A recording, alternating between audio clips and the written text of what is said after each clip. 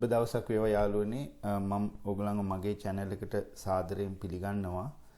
මම අද ඕගොල්ලන්ට කියලා දෙන්න යන්නේ කොහොමද විදේශ රටක පුරවැසියෙක් හැටියට ඇමරිකාවට නර්ස් කෙනෙක් ලෙසට එන්නේ කොහොමද? ඔයා ලංකාවේ නර්ස් කෙනෙක් නම් කොහොමද ඇමරිකාවට ඇවිල්ලා වැඩ කරන්නේ සහ ඇමරිකාවේ ග්‍රීන් කාඩ් එක හදාගන්නේ කොහොමද ඒ නර්ස් ඒ රැකියාව හරහා. එතකොට ඒක තමයි මම අද ඕගලන්ට කියලා දෙන්න යන්නේ.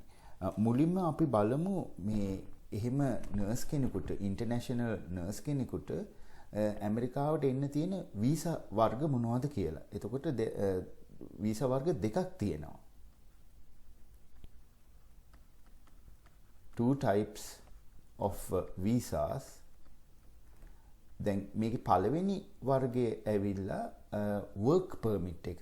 ඒක non immigrant temporary work permit එකක්. අපි ඒකට සාමාන්‍යයෙන් H1B කියලා කියනවා. work visa. මේකට H1B visa එක කියලා කියනවා. දැන් 1990ට කලින් ඊටාම පහසුවෙන් මේ H1B වීසා එක නර්ස් කෙනෙකුට ගන්න හැකියාව තියෙනවා. නමුත් දැන් තත්ත්වය ඊට වඩා හුඟක් වෙනස්. මේක ඊටාම සීමා කරලා තියෙන්නේ මේ H1B වීසා එක. ඒකට ප්‍රධාන හේතුවක් ඇවිල්ලා ඇමරිකාව තුල නර්ස් කෙනෙක් හැටියට වැඩ කරන්න ඇත්තටම අවුරුදු 4ක උපාධියක අවශ්‍යතාවයක් නැහැ. ඒ කියන්නේ මේ H1B එකේ දෙන්න මිනිමම් ක්වොලිෆිකේෂන් අපි මේකේ මිනිමම් ක්වොලිෆිකේෂන්ස් ගත්තොත් මේක ඇත්තටම දෙන්නේ මේ ස්පෙෂියැලිටි ප්‍රොෆෙෂන්ස් වලට. H1B එක දෙන්නේ ස්පෙෂියැලිටි ප්‍රොෆෙෂන්ස් වලට. එතකොට H1B එක ගන්න අවශ්‍ය වෙන මිනිමම් ක්වොලිෆිකේෂන් එක ඇවිල්ලා 4 year undergraduate degree එකක්.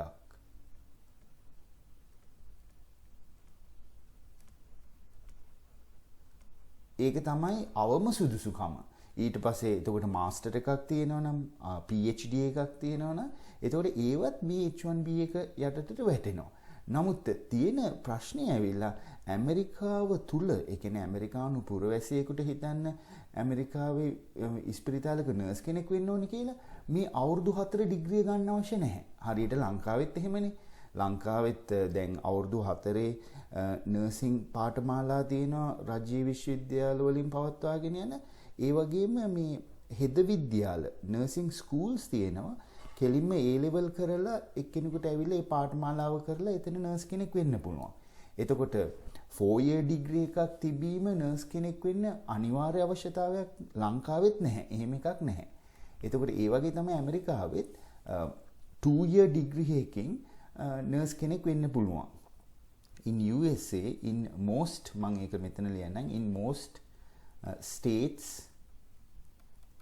in USA to become a nurse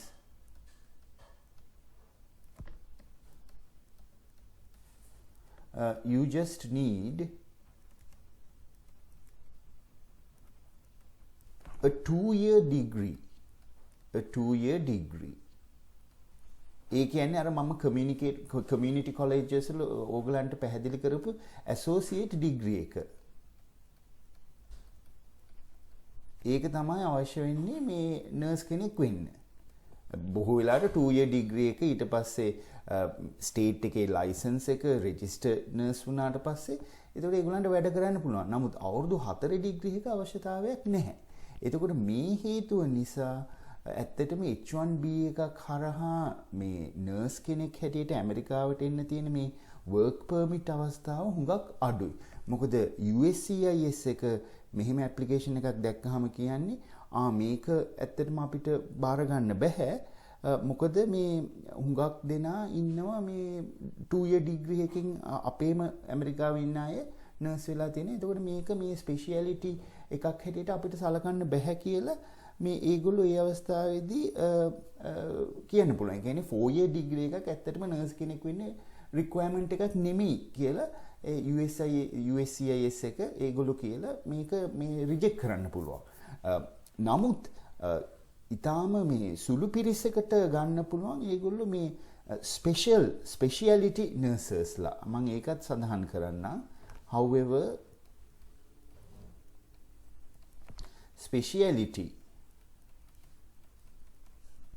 nurses ඒගොල්ලන්ට ඉමිග්‍රේෂන් ලෝය කෙනෙක් හරහා එහෙම chance එකක් තියෙනවා මෙන්න මේ ස්පෙෂියැලිටි නර්සස්ලාට මේ H1B එක ගන්න ක්‍රමයක් තියෙනවා. may be eligible for H1B visa. ඒ කියන්නේ මම එතන maybe කියලා දැම්මේ. ඒක ඉතින් ඇත්තටම එතනත් සමහරලාට රිජෙක්ට් වෙන්න පුළුවන්. එතකොට මොනවද මේ ස්පෙෂියැලිටි නර්සස්ලා කියලා හඳුන්වන්නේ? එතකොට ඒගොල්ලෝ ඇවිල්ලා නර්ස්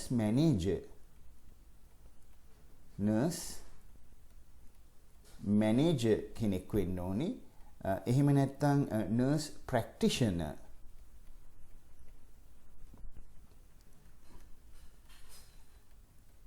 නර්ස් ප්‍රැක්ටිෂනර් කෙනෙක්ට ගන්න පුළුවන්. ඊට පස්සේ අපි කියනවා මේ certified registered nurse anesthetist. අන්න ඒගොල්ලන්ට ගන්න පුළුවන්. ඒ කියන්නේ CRNA. ඒකෙන් කියන්නේ certified registered nurse anesthetist.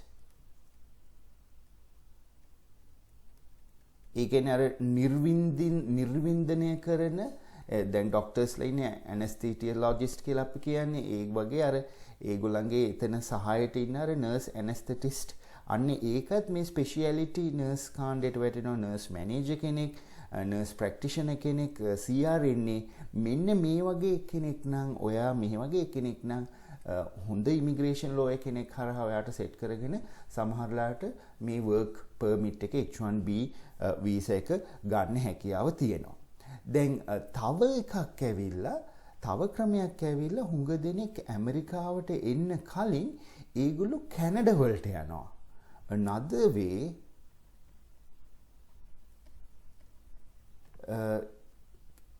way ඇවිල්ලා කැනඩා වලට යනවා. go to Canada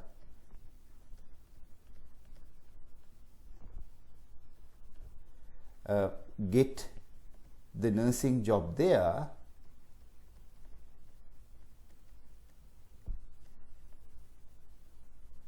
හැබැයි ඊට පස්සේ ඒ නර්සින් ජොබ් එක අරගෙන එහෙ සිටිසන් වෙන්න ඕනේ. අන්න ඒක තියෙනවා. ඉතින් ඒක ටික කාලයක් යන වැඩක්. ඒ කියන්නේ කැනඩා වල නර්සින් ජොබ් එක ගන්න ලේසි USA වල නර්සින් ජොබ් එක ගන්නවට වඩා. නමුත් මේකත් මේ හුඟ දෙනෙක් ඒගොල්ලන්ට ඇත්තටම අවශ්‍යතාවය ඇමරිකාවට එන්න. කැනඩාවේ ජීවත් වෙන්න නෙමෙයි. එතකොට කැනඩාවට ගිහිල්ලා නර්සින් ජොබ් එක ගන්නවා. there the nurse will get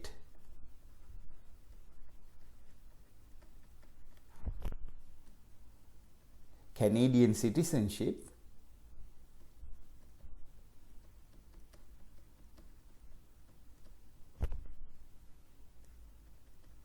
and then apply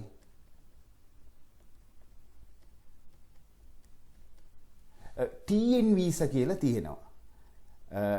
trade NAFTA කියලා TN visa කියලා කාණ්ඩයක් තියෙනවා.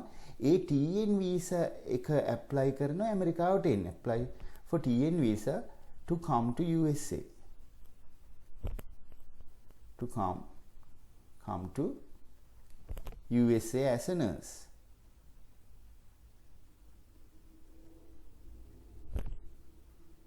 දැන් මේ ක්‍රමයට ඇත්තටම තමුන්ට දවස් කිහිපයකින් ඒ TN වීසා එක ගන්න පුළුවන්. ඒ කියන්නේ කැනේඩියන් සිටිසන්ෂිප් එක තියෙනවා. තමුන් කැනඩා වල නර්ස් කෙනෙක්, රෙජිස්ටර්ඩ් නර්ස් කෙනෙක්. එතකොට දවස් කිහිපයක් ඇතුළත මෙන්න මේ මාර්ගයෙන්ුත් තමුන්ට ඇමරිකාවට එන්න පුළුවන්. හැබැයි ඒක දවස් කිහිපයකින් ඒ වීසා එක හම්බ වෙනවා. මොකද ඔයා කැනේඩියන් සිටිසන් කෙනෙක් හන්ද. ඒක මේ කැනඩාව, මෙක්සිකෝව, ඇමරිකාව දෙපැත්තේ තියෙන රටවල් දෙක අතර මේ ට්‍රේඩ් නැෆ්ටා කියලා ඒ කියන්නේ ට්‍රේඩ් එක සම්බන්ධයෙන් එහෙම ගිවිසගත්තු දේවල් තියෙනවා. ඉතින් එතකොට ඒ රටවල් දෙකේ අයට විශේෂයෙන් මේ TN වීසා කියන එක ලබා ගන්න පුළුවන්. එතකොට මේ මම දැන්ට විස්තර කරේ ඇමරිකාවට නර්ස් කෙනෙක් හැටියට ඔයා පිට ලංකාවේ කෙනෙක් නම් ඔයාට එන්න තියෙන වීසා වර්ග දෙකක් තියෙනවා. ඒ එක වීසා එකක් තමයි මම ඇත්තට පැහැදිලි කරේ H1B වීසා කියන එක. ඒක මතක තියාගන්න මෙන්න මේ වගේ ස්පෙෂියැලිටි නර්සස්ලට පමණයි දැන්ට ඒක වැඩ කරන්නේ. මොකද අනිත් හැම නර්ස් කෙනෙකුටම ඒක කරන්න බෑ. ඒ කියන්නේ ඔයා 4 year degree එකක් යුනිවර්සිටි එකක තියෙන නර්ස් කෙනෙක් කියලා හිතන්න. නමුත් H1B එක හරහා එන්න බෑ. මොකද ඇමරිකාව තුල නර්ස් කෙනෙක් වෙන්න 4 year degree එක requirement එකක් නෙමෙයි. අන්න ඒකයි. 4 year degree එක requirement එකක් නෙමෙයි. 2 year degree එකකින් නර්ස් කෙනෙක් වෙන්න පුළුවන්. එතකොට ඉමිග්‍රේෂන් එකට ඔයාගේ ඇප්ලිකේෂන් එක සබ්මිට් කරොත් නර්ස් කෙනෙක් H1B එක දෙන්න කියලා ඒගොල්ලෝ රිජෙක්ට් කරනවා. මොකද ඒගොල්ලෝ කියනවා ඇමරිකාවේ නර්ස් කෙනෙක් වෙන්න බොහෝ හැම ස්ටේට් එකකම වගේ 4 year degree එක requirement එකක් නෙමෙයි. ඒ නිසා අපිට H1B එක දෙන්න බෑ. මේක ස්පෙෂියැලිටි ෆීල්ඩ් එකක් හැටියට සලකලා දෙන්න බෑ කියනවා. නමුත් මෙන්න මේ මම මෙතන සඳහන් කරලා තියෙන මෙන්න මේ කාණ්ඩ තුනට නර්ස් මැනේජර්, නර්ස් ප්‍රැක්ටිෂනර්, CRNA කෙනෙක් නම් එතකොට බොහෝ ඉඩකඩ තියෙනවා තමුන්ට H1B එක හරහා වර්ක් වීසා එක ගන්න. එතකොට තව ටෙම්පරරි වීසා වර්ගයක් තියෙනවා TN වීසා කියලා. නමුත් ඒක හම්බ වෙන්නේ තමුන් මෙක්සිකෝවේ එහෙම නැත්නම් කැනඩාවේ පුරවැසියෙක් වෙන්න ඕනේ.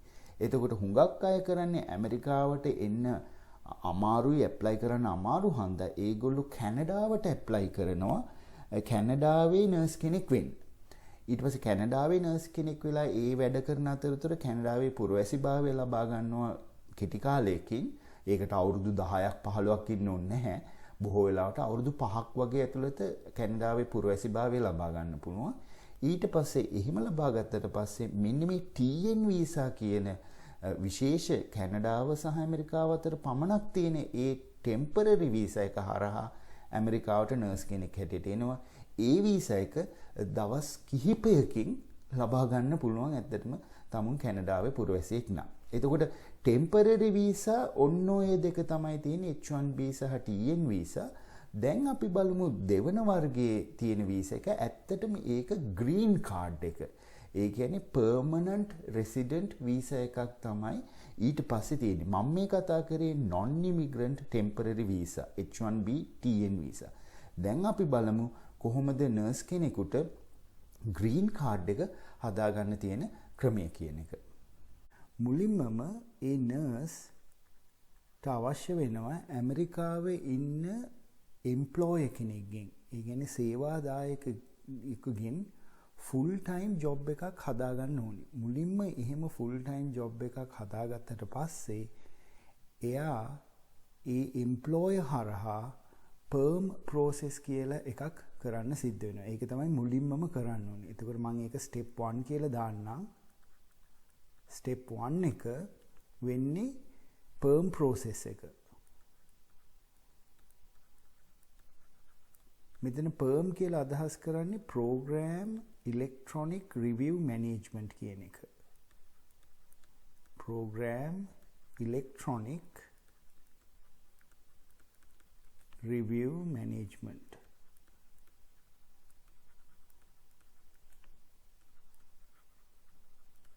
දැන් මේක ඇත්තටම සිද්ධ කරන්නේ ඇමරිකාවේ තියෙන මේ කම්කරු දෙපාර්තමේන්තුව විසින්. ඒ කියන්නේ US Department of Labor එකකින් තමයි මේක කරන්නේ.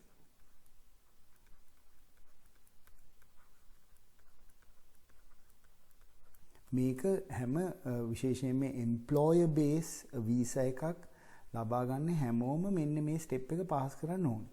නමුත් මෙතන විශේෂත්වය ඇවිල්ලා නර්ස් කියන ඒ ප්‍රොෆෙෂන් එක ඇමරිකාව පිළි අරන් තියෙනවා ෂෝටේජ් එකක් තියෙන ප්‍රොෆෙෂන් එකක් කියලා.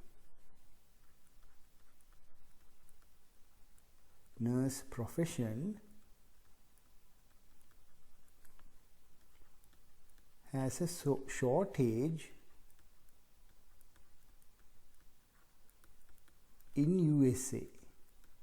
ඉතින් ඒ හේතුව නිසා මේක විශේෂයි. මෙන්න මේ ෂෝටේජ් එකක් තියෙනවා නර්සස්ලට ඇමරිකාවේ ෂෝටේජ් එකක් තියෙන නිසා මේ පර්ම් ප්‍රෝසෙස් එකේ එක්තරා ස්ටෙප් එකක් මග හරිනවා. ඒ කියන්නේ ඇත්තටම මේ ජොබ් එකක් ඒ කියන්නේ කවුරු හරි එම්ප්ලොයර් බේස් වීසා එකක් හරහා ජොබ් එකක් දෙනවා නම් පිටරැටියෙකුට ඒ ජොබ් එක ඇමරිකාවේ ඇඩ්වර්ටයිස් කරන්න ඕනේ. පත්තරයක එහෙම නැත්නම් මේ මීඩියා වල ඇඩ්වර්ටයිස් කරලා ඒකට අයදුම් පත්‍ර කැඳවන්න ඕනේ. ඊට පස්සේ එතනින් හොඳම අය තෝරනකොට මේ පිටරට එක්කෙනා තමයි හොඳම එක්කෙනා. මොකද ඇමරිකාවේ ඒ ජොබ් එක ෆිල් කරන්න කවුරුත් නැහැ කියලා පෙන්වන්න ඕනේ ඇමරිකාවේ කම්කරු දෙපාර්තමේන්තුවට. ඒක තමයි මෙන්න මේ පර්ම් ප්‍රොසෙස් එක කියලා කියන්නේ. ඒක ඇමරිකාවේ කම්කරු දෙපාර්තමේන්තුවට තමුන්ගේ එම්ප්ලොයර් විසින් ඉදිරිපත් කරන ඒ ඇප්ලිකේෂන් එක. නමුත් නර්සස්ලට සහ ෆිසිකල් තෙරපිස්ට් ෆිසිකල් තෙරපිස්ට්ලට ඇමරිකාවේ ෂෝටේජ් එකක් තියෙනවා. ඒ ෂෝටේජ් එක තියෙන නිසා මේ පර්ම් ප්‍රොසෙස් එක ඇත්තටම කම්කරු දෙපාර්තමේන්තුවට යවන්න අවශ්‍ය නැහැ. ඇමරිකාවේ කම්කරු දෙපාර්තමේන්තුවට ඒක යවන්න අවශ්‍ය නැහැ. මේක විශේෂ දෙයක්. හරි, මේක විශේෂ දෙයක්. මේක ඇත්තටම කියන්නේ මේ ඒ ෂෙඩියුල් A පොසිෂන් එකක් කියලා තමයි හඳුන්වන්නේ. මෙන්න මේ නර්ස් ප්‍රොෆෙෂන් එක ෂෙඩියුල් A ප්‍රොෆෙෂන් එකක්. එහෙම නැත්නම් පොසිෂන් එකක් කියලා හඳුන්වනවා. ඒ ෂෙඩියුල් A කියන්නේ මෙන්න මේ ලේබර් ඩිපාර්ට්මන්ට් එක විසින් නිගමනය කරලා තියෙන රැකියාවන් කිහිපයක්. ඒවට ෂෝටේජ් එකක් තියෙනවා ඇමරිකාව තුළ. මේ නර්ස් ප්‍රොෆෙෂන් එක, ෆිසිකල් තෙරපිස්ට් කියන ප්‍රොෆෙෂන් එක ඒකට අදාළයි. ඒගොල්ලන්ට මේ පර්ම් ප්‍රොසෙස් එකේ ජොබ් එක ඇප්ලයි කරනකොට ග්‍රීන් කාඩ් එක ඇප්ලයි කරනකොට පර්ම් ප්‍රොසෙස් එකේ අර ඇඩ්වර්ටයිස් කරන ජොබ් එක ඇඩ්වර්ටයිස් කරලා අයදුම් පත්‍ර කැඳවන ඒ ස්ටෙප් එක මගහරින්න පුළුවන්. හරි. එතකොට ඇත්තටම මෙතන කරන්නේ මේ පර්ම් ප්‍රොසෙස් එකේදී මේක මේ කම්කරු දෙපාර්තමේන්තුවට යවන්නේ නැතුව ඒ අයදුම් පත්‍ර කැඳවන්නේ නැතුව කෙලින්ම මේක ඇමරිකාවේ ඉමිග්‍රේෂන් එකට යවන එක තමයි කරන්නේ. මම ඒක ලියන්න. So as a result the perm application will be sent to USCIS instead of US Labor Department. හරි. ඒක තමයි මෙතන විශේෂත්වය. දැන් වෙන ජොබ් එකක් කරන කෙනෙක් හිතන්නේ ඉංජිනේර් කෙනෙක් එහෙම නැත්නම් කම්පියුටර් සයන්ස් කරන කෙනෙක් හරි ඒ වගේ එකක් නම් එයා රැකියාව හොයාගත්තු ඒ සේවා දායකයා එම්ප්ලොයර් මෙන්න මේ පර්ම් ප්‍රොසෙස් එක කරන්න ඕනේ. ඇඩ්වර්ටයිස් කරලා ජොබ් එකේ ඇඩ්වර්ටයිස් කරලා ඒකට අයදුම් පත්‍ර කදවලා ඒ වයින් හොඳ අය මෙන්න මේ පුද්ගලයා තමයි කියලා පෙන්නලා එහෙම ප්‍රොසෙස් එකක් යනවා. ඒක ඩිපාර්ට්මන්ට් ඔෆ් ලේබර් හරහා කරන්නේ. නමුත් මම නැවතත් කියන්නේ නර්ස්ලට එහෙම අවශ්‍ය නැහැ. මොකද ඒක ෂෝටේජ් එකක් තියෙන ජොබ් එකක් හැටියට ඇමරිකාවේ ලේබර් ඩිපාර්ට්මන්ට් එක නිගමනය කරලා තියෙන්නේ. ඒ නිසා මේ ෂෙඩියුල් A පොසිෂන් එකක්. ඒකට විශේෂ නමක් කියනවා ෂෙඩියුල් A පොසිෂන් එකක් කියලා. ඒ නිසා නර්ස් කෙනෙක්ව ඇමරිකාවේ කවුරු හරි සේවාදායකයෙක් එම්ප්ලොයි කෙනෙක් ෆුල් ටයිම් ජොබ් එකක් දීලා එයාට ග්‍රීන් කාඩ් එක ලබා දෙනවා නම් දෙන්නේ ප්‍රොසෙස් එක පටන් ගන්නකොට පර්ම් එක US Department of Labor එකට යවන්න ඕනේ. ඒක ෆිල් කරලා අර ආයුධ පත්‍ර කදවන එක කරන්න අවශ්‍ය නැහැ. නමුත් ඒකේ අනිත් කොටස් ෆිල් කරලා USCIS United States Custom and Immigration Services එකට යවීම පමණයි සිද්ධ කරන්න ඕනේ. හරි. ඒක විශේෂ දෙයක්. නර්ස්ලට තියෙන ලොකුම වාසියක් තමයි මෙන්න මේ පර්ම් ප්‍රොසෙස් එක පන්නන්න හැකියාව තියෙනවා. අර ඒගොල්ලන්ගේ රැකියාව ෂෝටේජ් එකක් තියෙන රැකියාවක් හැටියට ඇමරිකාව පිළි අරගෙන තියෙන නිසා. හරි. ඊට පස්සේ සෙකන්ඩ් ස්ටෙප් එක දැන් ওই ස්ටෙප් එක පෙන්නුවට පස්සේ ස්ටෙප් 2 එක ඇවිල්ලා අපි ෆයිල් කරන්න ඕනේ I-140 සහ I-485 කියන ඇප්ලිකේෂන් දෙක. දැන් මේවට ඇත්තටම වියදම දරන්න ඕනේ දැන් නර්ස් එක්කෙනා තමයි ඒකට වියදම් දරන්න ඕනේ. ඒක ඇත්තටම තමුන්ගේ මේ සේවා ඒ කියන්නේ සේවා යෝජකයා එහෙම නැත්නම් එම්ප්ලොයර් ඇත්තටම ඒකට ඒ ඇප්ලිකේෂන් වලට වියදම් දරන්න අවශ්‍ය නැහැ. ඒතකොට තමුන් ලෝයර් කෙනෙක් හරහා ඉමිග්‍රේෂන් ලෝයර් කෙනෙක් හරහා ඒක කරන්න පුළුවන්. ඒතකොට ස්ටෙප් 2 එක ඇවිල්ලා ලංකාවේ ඉඳගෙන මේක කරන්න පුළුවන් ඇත්තටම I-140 ඒකට අපි කියන්නේ immigrant petition for alien worker කියලා.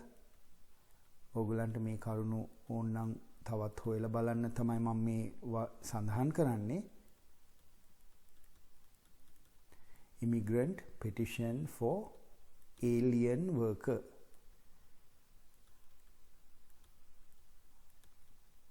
කියන ඒ ඇප්ලිකේෂන් එක අපි USCIS එකට යවන්න අවශ්‍යයි. එතකොට මේ එක්කම බොහෝ දෙනා මේ එක්කම මෙන්න මේ I-485 කියන එකත් දානවා. දැන් I-485 කියන්නේ ඇත්තටම ඒක තමයි වැදගත් දේ application to register permanent residence කියන එක. හරි ඒක තමයි ඇත්තටම green card එක ලැබෙන්නේ ඔන්න ඔතෙන්දි තමයි තමුන් green card එක ලබා ගන්න ඔන්න ඔතෙන්දි. application to register permanent residence. ඒ කියන්නේ PR එක කියන එක තමයි ඕක එක පැත්තකින් කියන්නේ. ඒතකොට මේ දෙක මේ ස්ටෙප් 2 එකේදී මේ දෙක අපි එකම අවස්ථාවේදී USCIS එකට යවනවා. එතකොට ඒකට අපි කියන්නේ filed concurrently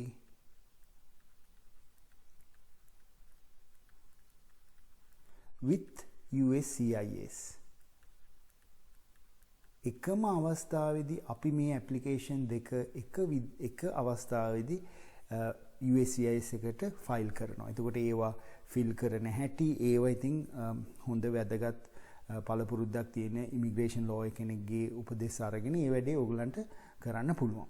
ඊට පස්සේ ස්ටෙප් 3 එකේදී සිද්ධ වෙන්නේ I-140 එක මුලින් අප්‍රූව් වෙනවා. කිසිම ගැටලුවක් නැත්නම් ප්‍රශ්න මොකක්වත් නැත්නම් I-140 එක මුලින් අප්‍රූව් වෙනවා.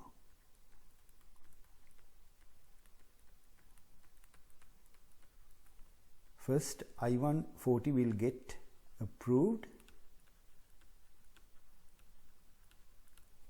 ඊට පස්සේ මෙන්න මේ I-485 කියන එක ඊට පස්සේ approve වීම සිද්ධ වෙනවා.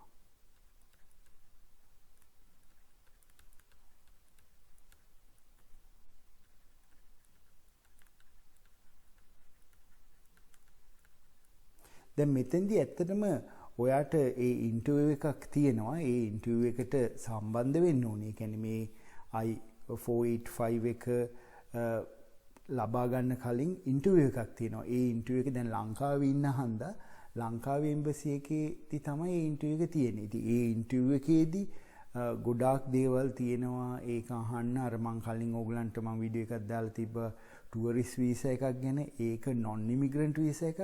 මේක ඉමිග්‍රන්ට් වීසා එකක්. ඉතින් මෙතෙන්දී ගොඩාක් ප්‍රශ්න අහනවා. ඒ තමුන්ගේ ඒ ග්‍රීන් කාඩ් ඉන්ටර්විව් එක තමයි මෙතෙන්දී සිද්ධ වෙන්නේ. එතකොට I-140 එක පාස් වුණායින් පස්සේ ඊට පස්සේ තමුන්ට තියෙනවා ග්‍රීන් කාඩ් ඉන්ටර්විව් එක. ග්‍රීන් කාඩ් ඉන්ටර්විව් එකකින් පස්සේ තමයි මේ I-485 කියන එක get approved වෙන්නේ. එතකොට මම ඒකත් මෙන්න මෙතෙන්දී කියන්නම්. After I-140 get approved, then there will be an interview at the US Embassy in Sri Lanka.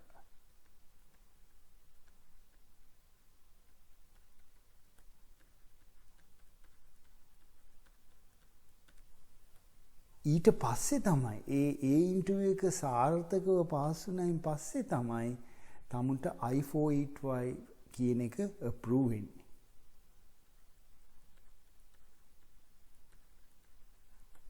After the interview your I-485 will be approved. එතකොට ඒ I-485 එක approve වෙනවා කියන්නේ තමුන්ට green card එක ලැබෙනවා කියන එක තමයි. ඊට පස්සේ තමුන්ට තමුන්ගේ passport එකේ ඒ stamp එකක් ගහනවා. හරියට අර tourist visa වගේ stamp එකක් ගහනවා මේ මෙයාට permanent residency එක හම්බුණා කියලා. ඊට පස්සේ ඒකත් එක්ක තමුන්ට ඇමරිකාවට යන්න පුළුවන්. ඇමරිකාවට ගියාට පස්සේ තමුන්ට ඒ ඇමරිකාවට ගියාන් පස්සේ තමුන්ට ඇත්තටම green card එක කියන එක හම්බ වෙනවා. දැන් I-485 එක ලංකාවේ පාස් වුණාන් පස්සේ තමුන්ට තමුන්ගේ ශ්‍රී ලංකන් passport එකේ තමයි ගහන්නේ ඒ green card stamp එක. ඒක card එකක් නෙමෙයි. permanent residency stamp එක ගහනවා. ඊට පස්සේ ඒකත් එක්ක ඇමරිකාවට යනවා.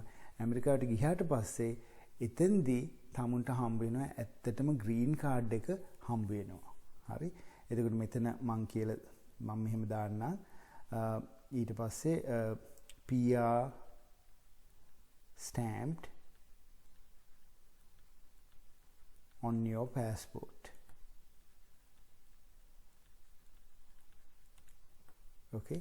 ඊට පස්සේ ඇමරිකාවට යන්න පුළුවන්. ගියාට පස්සේ ඇත්තම ෆිසිකල් කාඩ් එක අපි ඔය ග්‍රීන් කාඩ් එක කියන එක ෆිසිකල් කාඩ් එක තමුන්ට හම්බ වෙනවා. එතකොට නර්ස් කෙනෙකුට ලංකාවේ ඉඳගෙන ග්‍රීන් කාඩ් එක ඇප්ලයි කරන්න පුළුවන්. මෙන්න මේ ස්ටෙප්ස් කිහිපය ෆලෝ කරන්න තියෙන්නේ. ස්ටෙප් 1 එක, ස්ටෙප් 2 එක, ඊට පස්සේ ස්ටෙප් 3 එක. දැන් මේක කියන තරම්ම ලේසි නැහැ. ප්‍රධානම දෙයක් ඇවිල්ලා මෙතන තියෙන්නේ ස්ටෙප් 1 එකේදී කොහොමද ඕගොල්ලෝ ලංකාවේ ඉඳගෙන ඇමරිකාවේ ෆුල් ටයිම් නර්සින් ජොබ් එකක් හොයාගන්නේ. අන්න ඒක තමයි ප්‍රධාන දේ. ඒක කරගත්තොත් නේ තමුන්ට සේවාදායකයෙක් එහෙම නැත්නම් එම්ප්ලොයර් කෙනෙක් ඉන්නේ. හරි මෙයාට මේ පර්ම් ප්‍රොසෙස් එක කරන්න ඕනේ. I-140 එක, I-485 එක ඒව ඔක්කොම තියෙන්නේ එතෙන්ද. ඊට පස්සේ visa interview එක. visa interview එකත් ඒකෙත් ඒ ඇමරිකන් එම්බසි එකේදී ගොඩාක් දේවල් අහනවා. එතකොට මේක මම ස්ටෙප් 3කින් පැහැදිලි කරාට ඇත්තටම මෙතන ලොකු ප්‍රොසෙස් එකක් තියෙනවා. එතකොට මම මේ වීඩියෝ එක ඇත්තටම හැදුවේ ඕගලන්ට කියලා දෙන්න කොහොමද ඇමරිකාවට එන්න තියෙන වීසා වර්ග මොනවද? ඒ කියන්නේ අපි ගත්තොත් මම මුලින්ම කිව්වා ටෙම්පරරි වීසා, H1B වීසා එක ගැන කිව්වා. ඊට පස්සේ TN වීසා එක ගැන කිව්වා. දැන් මම මෙතන හැදෙන්නලා දුන්නේ ලංකාවේ ඉඳගෙන කොහොමද ග්‍රීන් කාඩ් එක කෙලින්ම ලබා ගන්න ප්‍රොසෙස් එක ඇමරිකාවේ නර්ස් කෙනෙක් වෙන්න. එතකොට පර්ම් එකේ එක කොටසක් කෙලින්ම අයින් වෙනවා. මොකද නර්ස් ජොබ් එක ෂෝටේජ් එකක් තියෙන ජොබ් එකක්. ඊට පස්සේ I-140 එක ඇප්ලයි කරනවා. I-485 එක ඇප්ලයි කරනවා. ඊට පස්සේ I-140 එක අප්‍රූව් වුණාන් පස්සේ තමුන්ට ඉන්ටර්වියු එක තියෙනවා ලංකාවේ එම්බසි එකේ ඒ නර්ස් ජොබ් එක සම්බන්ධයෙන්. ඊට පස්සේ ඒ ඔක්කොම සාර්ථක වුණාන් පස්සේ I-485 එක අප්‍රූව් වෙලා තමුන්ට permanent residency stamp එක passport එකේ ගහනවා. ඊට පස්සේ ඇමරිකාවට ආවට පස්සේ permanent residency card එක, green card එක අතට හම්බ වෙනවා. ඉතින් මේක තමයි process එක. මම ඊළඟ වීඩියෝ එකේදී ඕගොල්ලන්ට කියන්නම් කොහොමද ඇත්තටම ඇමරිකාවට ඒ ජොබ් එක හොයාගන්නේ කොහොමද? දැන් ලංකාවේ ඔයා නර්ස් කෙනෙක් නම් කොහොමද ඇමරිකාවේ ඇමරිකාවේ යම් ආයතනයක හිතන්න ඒ රෝහලක එහෙම නැත්නම් පර්යේෂණ ආයතනයක වෙන්න පුළුවන්, රෝහලක වෙන්න පුළුවන්, විශ්වවිද්‍යාලයක තියෙන ශික්ෂණ රෝහලක වෙන්න පුළුවන්, පෞද්ගලික රෝහලක වෙන්න පුළුවන්, එහි ප්‍රාන්ත රාජ්‍ය රෝහලක් වෙන්න පුළුවන්. ඒ වගේ එක කොහොමද රැකියාවක් ලබා ගන්න? තමුන් මෙහි නර්ස් කෙනෙක් නම් කොහොමද රැකියාවක් එහි ලබා ගන්න ෆුල් ටයිම් ජොබ් එකක්? මොකද එහෙම කරයින් පස්සේ තමයි මම මේ කියන ස්ටෙප්ස් වැදගත් වෙන්නේ. ග්‍රීන් කාඩ් එක ලබා ගන්න තම මුලින්ම කරන්න ඕනේ ෆුල් ටයිම් ජොබ් එකක් ඇමරිකාව හොයා ගන්න ඕනේ. ඒක කරන හැටි මම ඊළඟ වීඩියෝ එකේදී ඕගලන්ට කියන්නම්. හරි? එහෙමනම් මම දැන් මේ වීඩියෝ එකෙන් නවත්තන්නම්. ඕගලන්ට මෙතන ගැටලු තියෙනවා නම් මේ මම පැහැදිලි කරේ process එක, visa process එක, non immigrant visa සහ immigrant visa process එක තමයි නර්ස් කෙනෙකුට ඇමරිකාවට එන්න තියෙන. ඒක තමයි මම මෙතන පැහැදිලි කරේ. මම ඊළඟ වීඩියෝ එකේදී කියන්නම් හරියටම කොහොමද ලංකාවේ නර්ස් කෙනෙකුට ඇමරිකාවේ නර්ස් කෙනෙක්ගේ ජොබ් එකක් ගන්න කොහොමද කියලා මං කියන්න. හරි. එහෙනම් මං දැන් නවත්තන්න. ඕගලන්ට මං තව වීඩියෝ එකකින් අර මං කලින් කියපු ඒ ස්ටෙප්ස් ටික පැහැදිලි කරලා තව වීඩියෝ එකක් දාන්න. එහෙනම් ඕගලන්ට සුබ දවසක්.